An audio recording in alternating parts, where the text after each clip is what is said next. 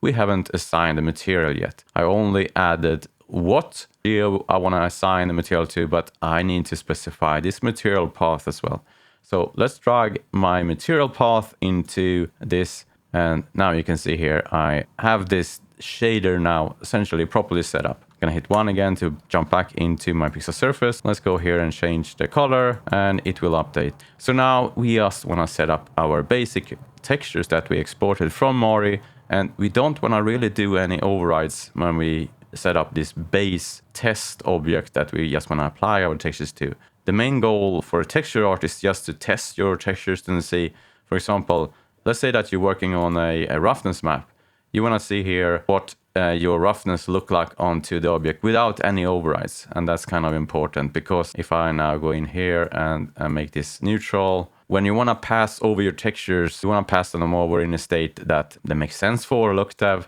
For example here, if I go to my physical mode here and just enable edge color, we will get specular reflections. If you're working on a roughness map in Mari or any other texture program, you just want to apply this to the object if it's a shiny object or if it's rough, and you don't want to do some fancy overrides and treatments of your textures in this stage. That's something that Lookdev might do later and request mask for, but in your case, you want to be as bland as possible just to see what your textures actually are doing to the object. To hook up textures to this, we want to use a Pixar texture renode. So I'm tapping texture and we get here Pixar texture. This is the one we want to use. We can rename this, for example, to color. Now we're going to browse to that location where we converted our text files using the texture manager before. We're gonna do here to file path, hit browse, gonna take my snail, active, and we wanna find this one, base, color, linear, sRGB to ACES, this one. I'm just gonna take that one, plug it in here to our diffuse color. You can see here I have a drop down here. If I hit the drop down, you extend this diffuse and you see diffuse color, and you can see here they are essentially color coded here. You see result RGB and this one match, essentially. So we can see here it starts to look a bit funky here, and that's because we have only applied the first UDIM. The rest here is essentially just applying the same texture, and we need to take care of that by inserting a little string here. In Maya, this is essentially handled by default. In Solaris and Houdini, this is still not working by default, so you need to do some overriding here. Even if I say Mari here, nothing happens.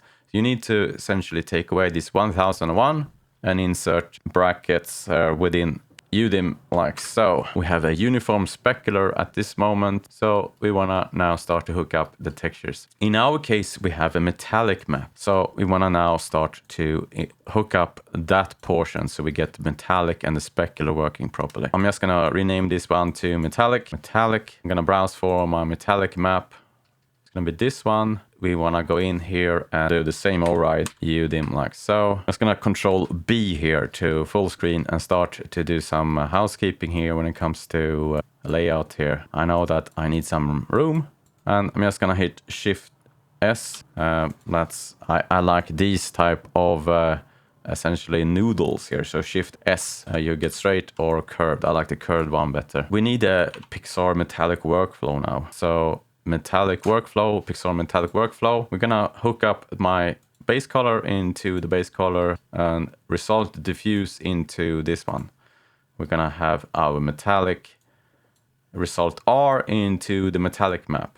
So this one is essentially taking care of converting textures that was texture using the principal BRF workflow, where we essentially have a metallic map driving the color of the reflections of the metal. Where it's white, it picks up the diffuse color and forces those values into the metallic color, if that makes sense. In Renderman, we are using a bit of a different parameterization here for our pixel surface, using the artistic here, and the specular edge and phase color is then essentially handling the metallic properties. So we need to now hook up this result specular edge into our primary specular edge color. So this one to specular edge, and this one is called, if I hover over here, result phase color, and that's going to be specular phase color. If I now go back and take a look at the rendering, we will see here we will start to get metallic properties here